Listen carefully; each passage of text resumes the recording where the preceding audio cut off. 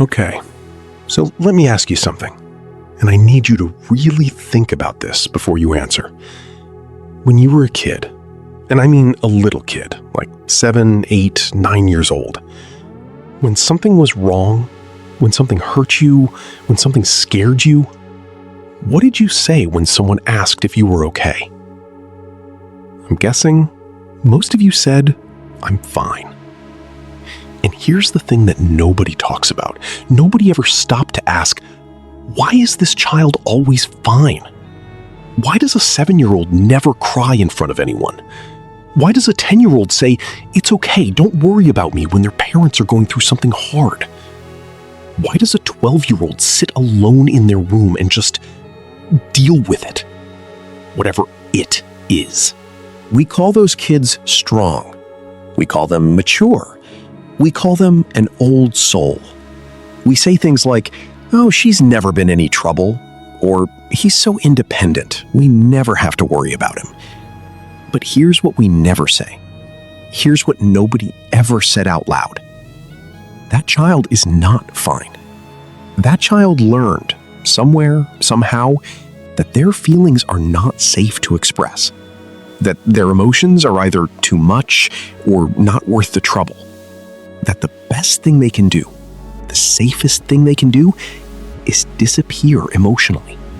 Smile, nod, say, "I'm fine," and mean absolutely none of it. And the really heartbreaking part? That child grew up. That child might be you, right now, watching this. Let me tell you about a pattern that psychologists have been studying for decades. It's called emotional suppression in childhood, and the research around it is both fascinating and genuinely difficult to sit with.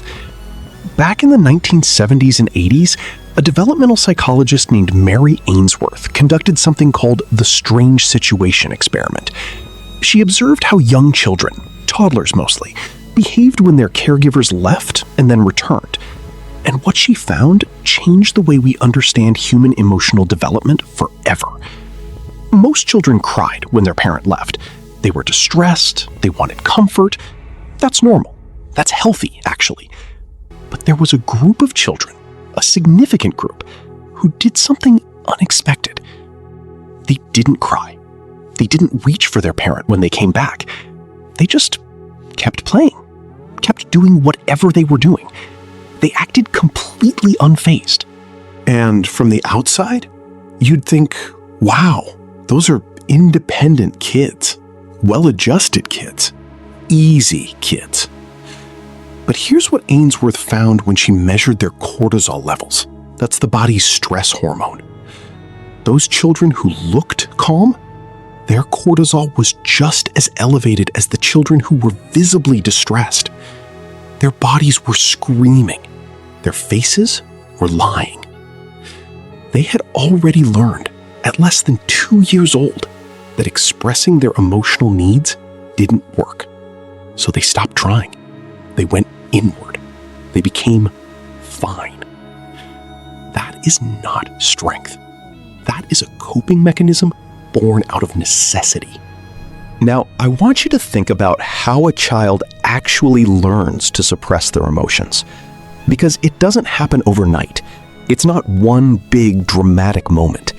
It's usually hundreds of tiny moments, small, almost invisible moments that add up over years. It's the parent who's always stressed, always busy, always dealing with something, and the child who is 6 years old and just had a hard day at school sees the exhaustion on their parent's face and thinks, I shouldn't bring this up. They've got enough going on. 6 years old and already editing themselves for the comfort of the adults around them. It's the family where emotions were just not talked about. Not because anyone was cruel, not because anyone was a bad parent, but because their parents never talked about emotions either. So feelings just existed silently, like furniture in the room that everyone walked around but nobody ever named. It's the child who cried once, really cried, sobbed, fell apart, and someone said, "Stop being so dramatic," or "You're too sensitive," or even just change the subject. And that child filed it away. This is not okay. I am too much. Next time, I will hold it in. And they did. Over and over and over. Until holding it in became their default. Until "I'm fine" became a reflex. Until they genuinely couldn't tell you what they were feeling anymore. Because they'd been muting it for so long, the signal had gone almost completely silent. There's a concept in psychology called alexithymia. And no, you don't need to remember that word, but I want to tell you what it means because it's going to hit a lot of you really hard. Alexithymia is basically the difficulty in identifying and describing your own emotions. And it's not a personality trait you're born with. Research shows that it often develops as a result of early emotional environment. If you grew up in a household where feelings weren't named, weren't validated, weren't safe, you can literally lose touch with your own emotional experience. People who score high on alexithymia scales often say things like, "I don't really know how I feel," or "I know something's wrong, but I can't explain it," or, and this one really gets me, "I don't think I feel things the way other people do." And they genuinely believe that. They've been so disconnected from their inner emotional world for so long that they assume they're just built differently, less emotional, more logical, fine. They're not fine. They just never got to practice. Let me bring this a little closer to home, because I think some of you are recognizing yourself in this, and I don't want you to feel like I'm describing something clinical and distant. This is real life stuff. Think about the kid who was always the responsible one in a chaotic household. Maybe mom and dad were going through something rough, money problems, relationship problems, health problems, whatever it was. And this child, maybe 8, 9 years old, just quietly picked up the slack, got themselves ready for school, made sure their little sibling had eaten, didn't complain, didn't ask for anything, just managed. Adults would look at that child and think, "What an amazing kid. What a little star. So grown up." But what nobody was seeing was that this child was carrying weight that no child should ever carry. And the reason they never said, "This is too heavy for me," is because they had learned, correctly, by the way, based on the information available to them, that saying so wouldn't help, that nobody would take the weight. So better to just carry it quietly and pretend it's not heavy at all. That child learns an extraordinarily dangerous lesson.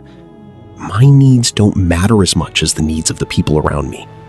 And they carry that belief into adulthood, in every relationship, every job, every time someone asks them how they're doing. "I'm fine. Don't worry about me."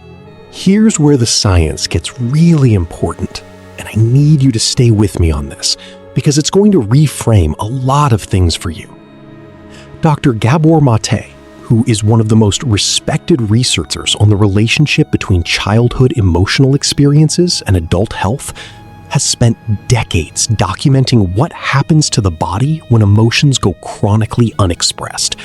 And the findings are not subtle. Chronic emotional suppression, starting in childhood, is associated with elevated inflammation in the body. It's associated with a dysregulated stress response, meaning your nervous system never quite learns how to come back to baseline. It's associated with higher rates of anxiety and depression in adulthood, higher rates of autoimmune conditions, even certain chronic pain conditions. Your body keeps score. There's actually a famous book by that exact title, The Body Keeps the Score, by Dr. Bessel van der Kolk. And the core argument is this: emotions that are never processed don't disappear. They get stored in your muscles, in your nervous system, in your gut, in patterns of tension you've had so long you don't even notice them anymore. That constant low-level anxiety you feel but can't explain, that sense of being permanently braced for something, even on perfectly good days, that's not just who you are. That might be decades of "I'm fine" sitting in your body, waiting. And here's the piece that I think is the most painful to sit with. Are you ready? The children who were always fine, when they become adults, they're often genuinely confused about why they're struggling. Because from the outside, their childhood was fine. Nobody hit them, nobody starved them. They weren't in traumatic situations, so they don't feel like they have a right to be struggling. They say things like, "I had a good childhood, I shouldn't feel this way." Or, "Other people had it so much worse than me." Or, and this one is the most common, "I'm fine, I think I'm just tired." And that word, fine, follows them their entire lives, like a mask they put on so young they've forgotten they're wearing it. There's actually research from the University of Rochester that looked at what they called emotional suppression in high-functioning individuals, people who appear successful, competent, together. And what they found was that these individuals often had significantly higher internal distress than their outward presentation suggested. The gap between how they appeared and how they actually felt was enormous. And that gap itself, the effort of constantly managing that gap, was exhausting them. They were spending tremendous energy maintaining the performance of being fine. And nobody around them knew. Because the performance was so good, it had been practiced since childhood. Now, and this is important, I want to be really clear about something. This is not about blaming parents. This is not a "your parents ruined you" conversation. The overwhelming majority of parents who raised these children were doing the absolute best they could with what they had. Many of them were carrying their own unexpressed emotions from their childhoods. The cycle of emotional silence often goes back generations. Nobody was the villain. It was just what got handed down, what wasn't talked about, what wasn't known. But knowing that doesn't mean we shouldn't look at it. Understanding the pattern is what breaks the pattern. So what actually happens when these children grow up? What does adulthood look like for the kid who was always fine? Well, they often become incredibly competent, highly capable, good in a crisis, because they've been managing their own internal crises since they were very small. They know how to function under pressure. They're reliable. They show up. They handle things. But in intimate relationships, they struggle. Because intimacy requires vulnerability. And vulnerability, actually letting someone see that you're not okay, that you need something, that you're hurting, that feels absolutely terrifying. Not uncomfortable, terrifying. Because the last time they did that, the last time they let themselves need something, the message they received, even if it was unspoken, was, "This is not okay. You are too much. Handle it yourself." So they do. They handle it themselves. Even when they're with someone who genuinely wants to help. Even when they're with someone who's specifically asking them, "Hey, are you okay? You can talk to me." "I'm fine," they say. "Just tired." And they smile, and they change the subject, and they lie awake at 2 a.m. wondering why they feel so alone, even in a room full of people who love them. There's something that therapists often observe in clients who fit this pattern, and it's called the caretaker collapse. And it's exactly what it sounds like. These are people who spent their entire lives holding everyone else together, being the reliable one, the strong one, the one who doesn't need anything. And then one day, sometimes for no obvious reason, something small happens, a minor inconvenience, a forgettable interaction, and they fall apart in a way that feels completely disproportionate to what happened. And they're bewildered by it. Why am I crying over this? This is so stupid. I'm not usually like this. But what's actually happening is that the wall they've been building brick by brick since childhood has finally reached capacity. And one small thing tipped it. And all of those years of "I'm fine," all of those unexpressed fears and griefs and exhaustions came out at once. It's not weakness. It's physics. you can only hold so much before something gives. Now here's what I really want you to take from this, because I don't want to leave you sitting in this feeling without something to hold on to. The fact that you learned to suppress your emotions as a child means something important. It means you were adaptive. You read your environment. You adjusted. You survived. That is not a flaw. That is intelligence. That was you doing what you needed to do with the information and resources you had. But you're not a child anymore, and you don't need that survival strategy the same way you once did. Research in neuroplasticity, and there's been remarkable work done at places like Harvard and UCL on this, shows that the brain retains the capacity to build new emotional pathways well into adulthood. The patterns are not permanent. The emotional vocabulary you were never taught as a child can be learned now. The safety you didn't have then can be created now. It starts, therapists say, with something disarmingly simple: learning to name what you're feeling. Not "I'm fine," not "I'm tired," but actually pausing, going inward, and asking, what is actually happening in here right now? Angry? Scared? Sad? Lonely? Overwhelmed? Just uncertain? You are allowed to know. You are allowed to say it. You are allowed to not be fine. And if you're watching this and you're a parent, a new parent, or a parent of young children, I want to say something to you directly. The most important thing you can do for your child's long-term emotional health is not to protect them from all difficult feelings. It's to be present with them in the difficult feelings. To say, I can see you're really upset right now. That makes sense. I'm right here. To name the emotion for them. To not rush past it. To not say, you're fine, when they're not fine. That is not coddling. That is literally teaching their nervous system that emotions are survivable, that needing things is not dangerous, that they are not too much. That is the difference between a child who grows up knowing how to feel and a child who grows up knowing how to perform. We have created an entire generation, actually multiple generations, of people who are brilliant at appearing okay, who can walk through enormous pain with a smile on their face and a "I'm good, how are you?" ready on their lips. And we've called it resilience. We've called it strength. We've given it medals. But real resilience, the kind the research actually talks about, is not the absence of struggle. It's the ability to acknowledge the struggle, to feel it, to reach for support, and to move through it. Not around it, through it. The child who was always fine didn't become fine. They became quiet. There is a difference. And if any part of this conversation has felt like someone just described your life, if you're sitting there thinking, that's me, that's been me my whole life, I want you to hear this.